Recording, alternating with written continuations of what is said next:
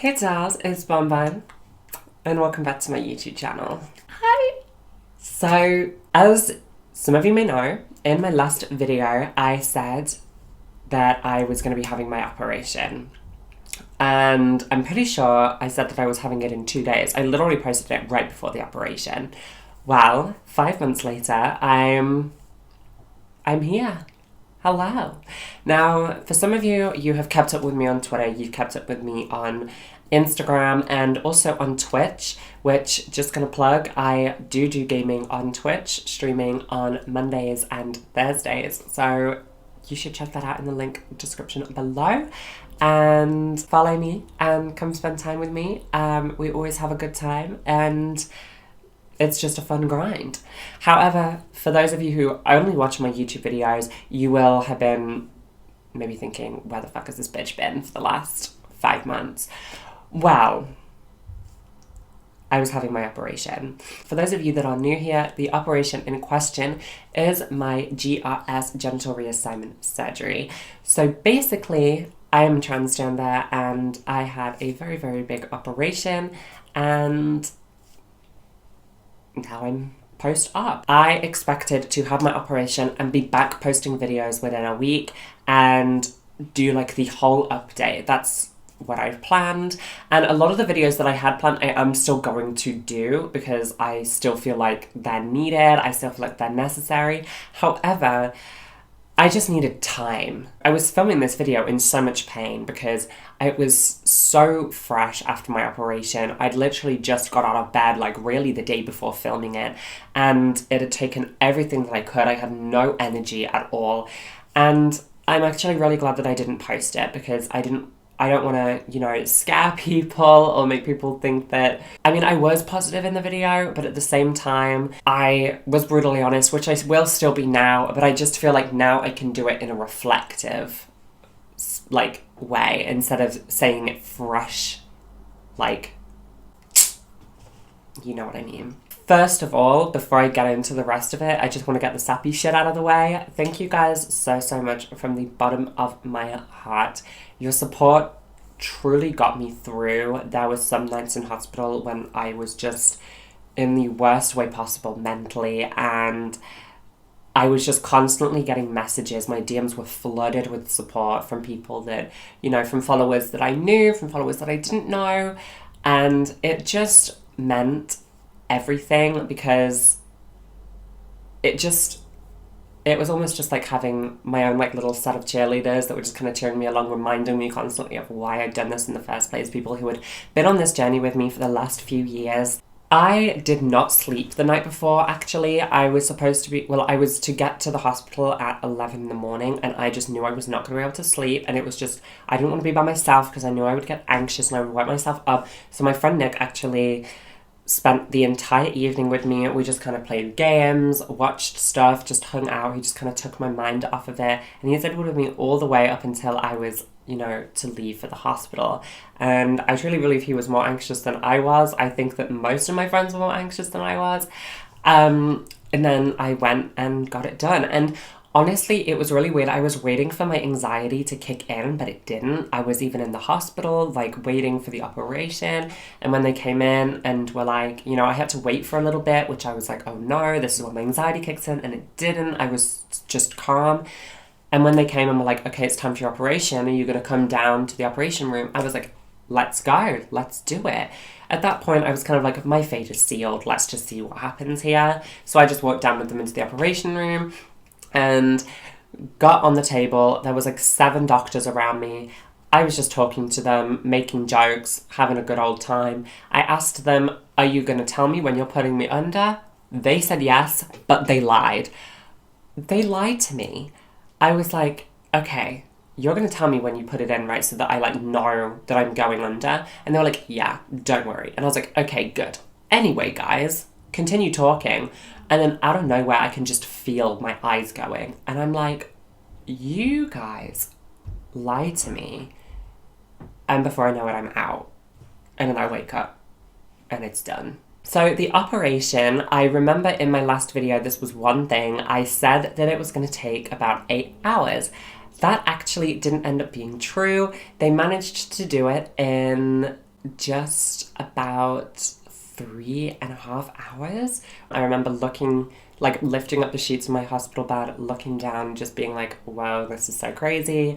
I mean, I couldn't see anything because everything was extremely bandaged up, and I actually had a pack fitted inside for the first few days because it just had to keep everything open. I believe it was like day 3 or 4 that I was finally allowed to eat. Up until then, I was literally drinking soup. Like, it wasn't cute. It wasn't good at all. I was just drinking lots of fluid. I wasn't allowed to get up. I wasn't allowed to move. I was straight on my back for the entire time. So I had a catheter in to pee. It was very, very glamorous. You know, just, I looked amazing, as I'm sure you can imagine one would. By day 3, I think I was allowed to start rotating in bed. My legs had been asleep for a few days, and it's almost as if I had to retrain my legs to work. I was like sending those brain signals down there, like, bitch, come on, get up, we re-rotate in. They didn't want to do it. And there was a lot of times when I needed the nurse to kind of pick my leg up and move it for me because they were just dead, they were asleep. It was actually really scary in that moment because I was like, holy poops, I can't move my legs. But, you know, through exercise and through, you know, just kind of keeping the blood circulation going, I managed to kind of get the feeling back and kind of get control over my legs again. So I was in hospital for a week, so there were 7 days, and I believe on day 4 was the first time that I actually tried to get out of bed. So I got out and had to sit in this chair, and I managed to get up, walk across, sit down in the chair, and then I fainted. I fainted pretty much out of nowhere. I think it's just I had no energy. I did not sleep really well in hospital through the nights at all, which I will get into. I fainted and I woke up back in my bed, and then I believe the next day I got up and sat in it for 10 minutes and it was successful. And then I think that night I went for a little walk down the hallway and got myself a coffee at the end of the hospital, which I was literally on opposite ends of the hospital to the coffee machine, so they were really making me work for it. I'm just going to be honest with you guys, and then there may be people watching this video who are thinking about getting this operation done, and by no means do I want to scare you off. Look at me, I'm 5 months later and I'm sat here and I'm fine and I'm good, and it was the best decision that I've ever made, ever. But I will say it was that week in hospital and the week afterwards, so those 2 weeks were definitely the hardest 2 weeks of my entire life, of anything that I've ever been through, ever. I was very naive, I think, actually. I'd done so much preparation, but yet nothing I feel could prepare you for that. You really just have to completely reteach yourself almost everything. Like I said, the first few days, it was extremely hard to walk. I had to learn that. I had to learn how to pee again, which, by the way, pretty difficult. You know, learning how to pee with a different downstairs, very difficult. So the issue was, for the first few days, I was obviously on very strong medication because I just had the operation, but I hadn't eaten anything, and oh my goodness, I could not keep water down, I could not keep anything down. I was just constantly throwing everything up because my body was like, if you're going to be taking these strong-ass medications, then you at least should give us a pizza or something. They couldn't because I wasn't allowed to go to the bathroom besides to pee, and I peed through a catheter, so unless it was liquid, I couldn't. So I was living off of Jell-O and soup. Because I didn't want to be sick, I decided to try and be some strong bitch, and I think day 2 was like, okay, I'm coming off of pain medication. Done with it. Yeah, okay, so 2 days after having genital reassignment surgery, I'm taking myself off of all pain medication. Therefore, at night time, when I am all by myself because visiting hours are closed, I am laying in bed, crying my eyes out because nothing can suppress that pain. But I don't want to be sick either. So it was really just a lose-lose situation. By day 3 or 4, I believe, when I could start eating toast, I would start taking some pain medication with the toast and with food that was obviously just going to kind of keep it down. So day 5, I had the pack removed. Now, I was so scared for this because the pack is basically inside you and inflated.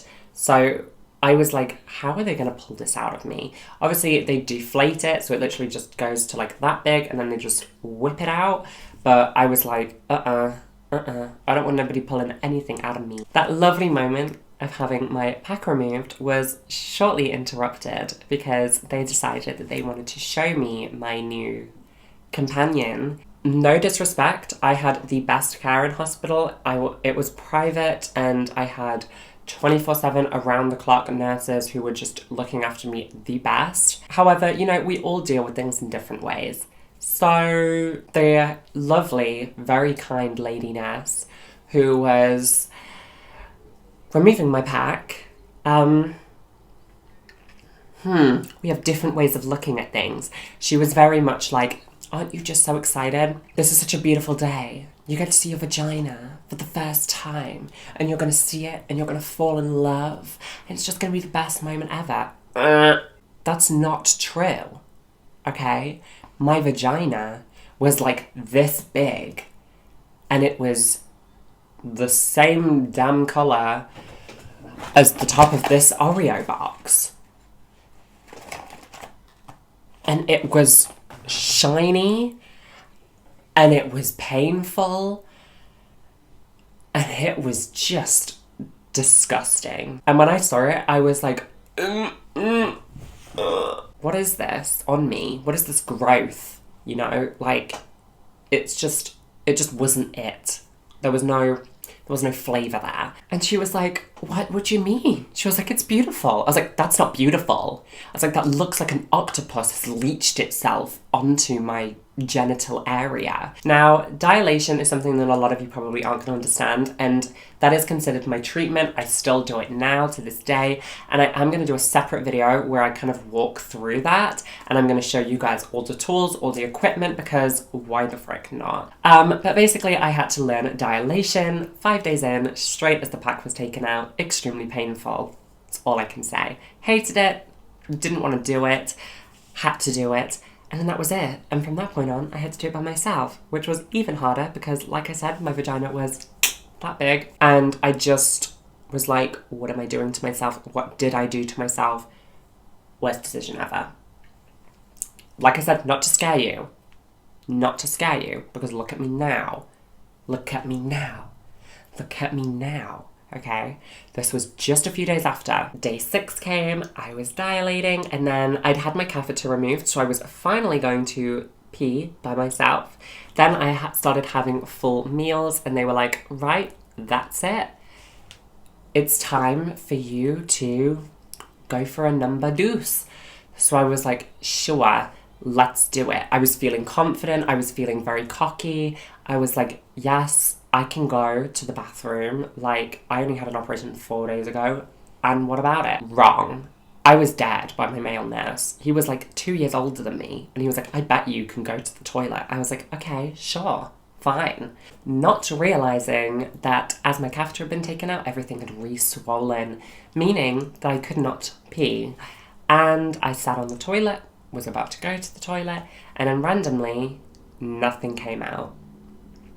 It blacked up, it blocked, and I felt the worst pain in my entire life. I fell off the toilet to the floor, did not realise that there was a damn bell that I could ring in the toilet, so I pulled myself along the floor and press my emergency button, which they don't really know it's an emergency. I could just be calling for a glass of water, so, you know, takes a second.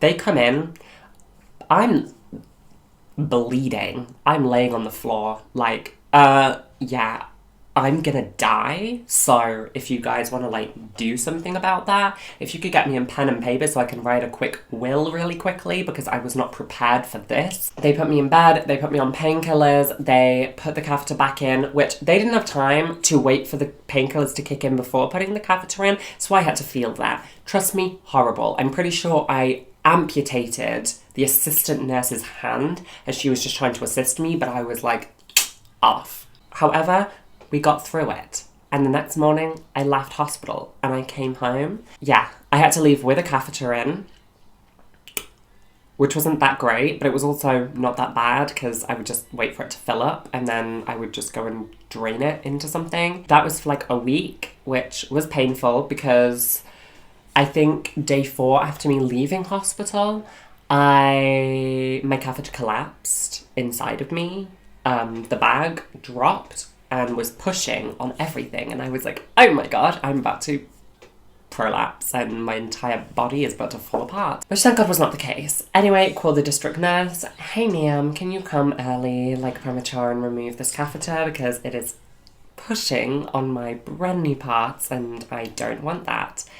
And she goes, oh, I don't feel comfortable doing that because of the operation that you've had. I was like, sweetie, it's a fucking vagina. So I had to wait until the next morning, laid in bed, in pain, all night, crying. Got a nurse the next morning. She helped me. I went to pee. It was all good. Bless her soul. Came the healing process. I started going on teeny little walks around the house. I started feeling better. I finally could wash my hair, which had managed to turn into... I'd had it in a bun for the week I was in hospital. I took the tie off and it stayed. So, yeah. So I managed to have a shower.